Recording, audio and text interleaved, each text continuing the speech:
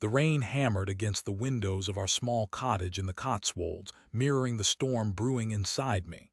For 20 years, Alistair and I had built a life here, a life I thought was filled with unwavering trust and love. I was a mechanic, happiest when elbow-deep in engine grease. Alistair was a history teacher, passionate about bringing the past to life for his students. We weren't wealthy, but we were content, or so I believed. It started subtly. Alistair, always meticulous about his appearance, began taking extra care. New shirts, a different cologne, and a sudden interest in fitness. I chalked it up to him trying to recapture his youth as he approached 50.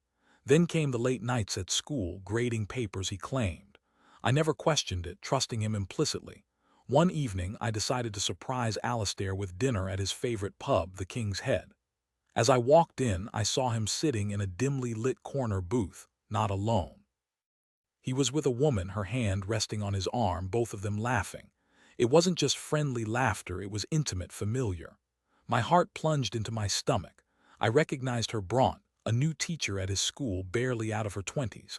I stood frozen, unable to move, unwilling to believe what my eyes were showing me. Alistair looked up, his face draining of color as he saw me. "Jasper," he stammered, his voice barely audible above the pub's chatter.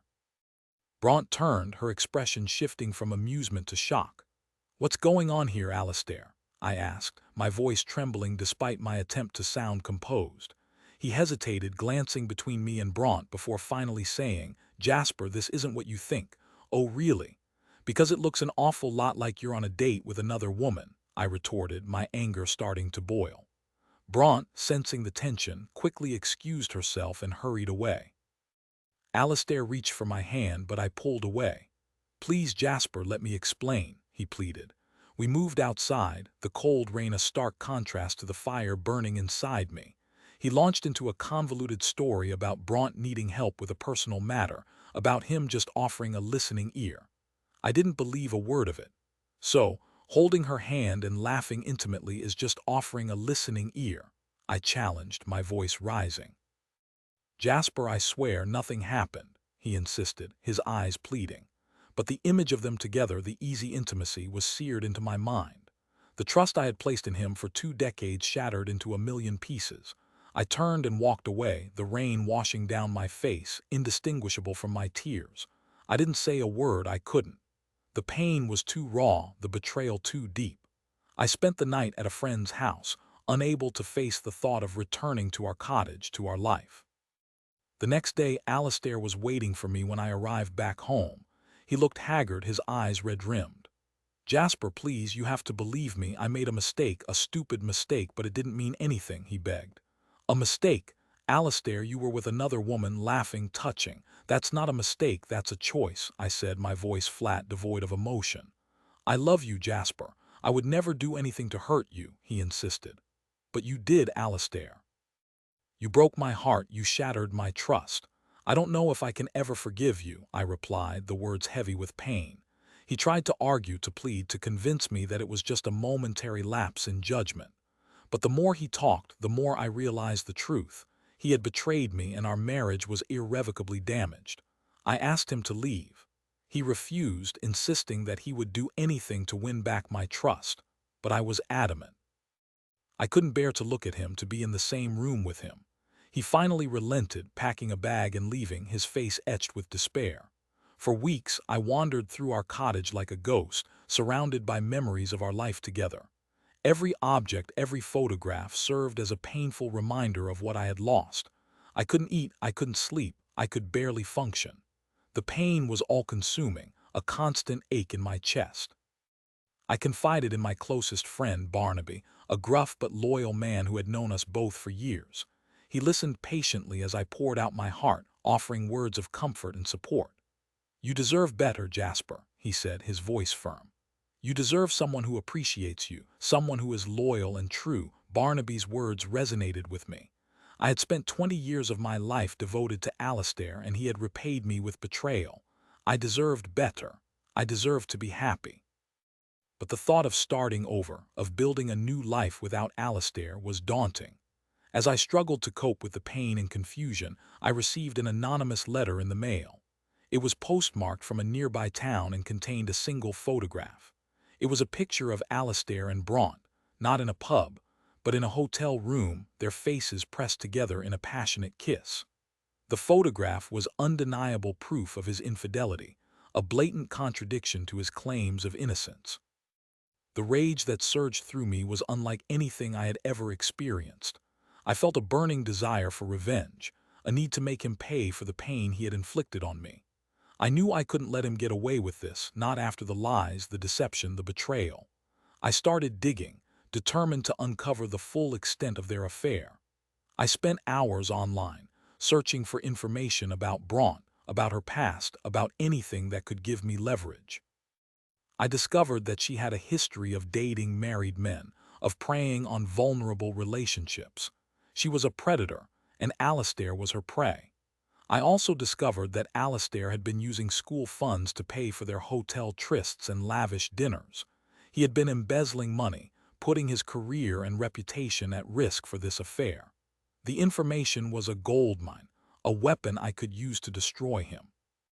I contacted the school board, anonymously providing them with the evidence of Alistair's embezzlement. They launched an investigation, and within days he was suspended from his job.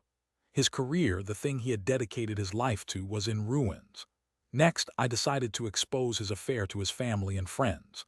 I compiled a dossier of evidence, including the photograph and details of his financial misconduct, and sent it to everyone he knew. The reaction was swift and brutal. His family disowned him, his friends ostracized him, and his reputation was tarnished beyond repair. I knew my actions were harsh, even vindictive, but I felt justified. He had betrayed me, he had lied to me, he had destroyed our life together. He deserved to suffer the consequences of his actions. As Alistair's life crumbled around him, I found a strange sense of satisfaction. I had exacted my revenge. I had made him pay for his betrayal. But as the dust settled, I realized that my revenge had come at a cost.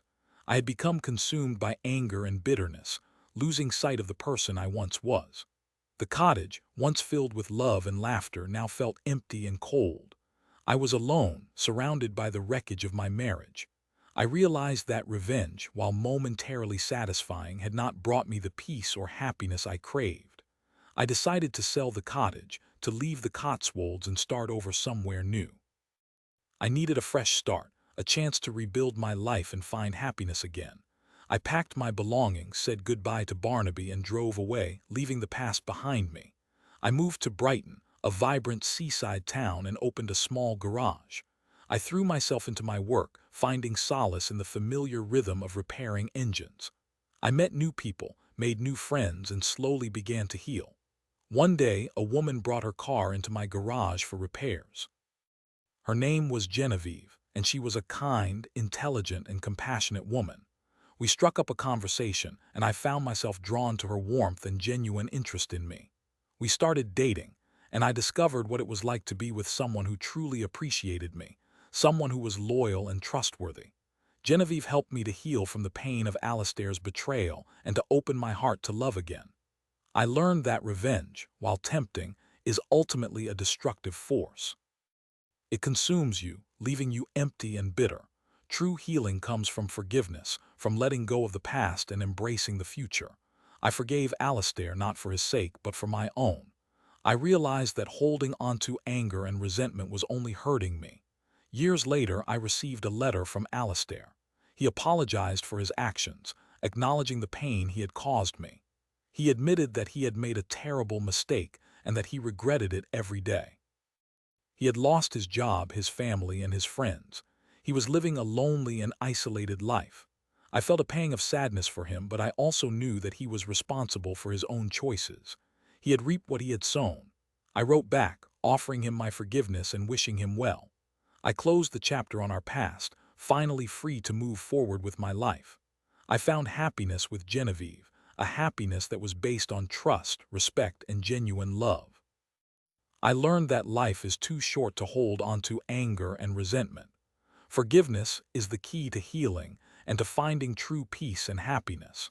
And sometimes, the best revenge is simply moving on and creating a better life for yourself.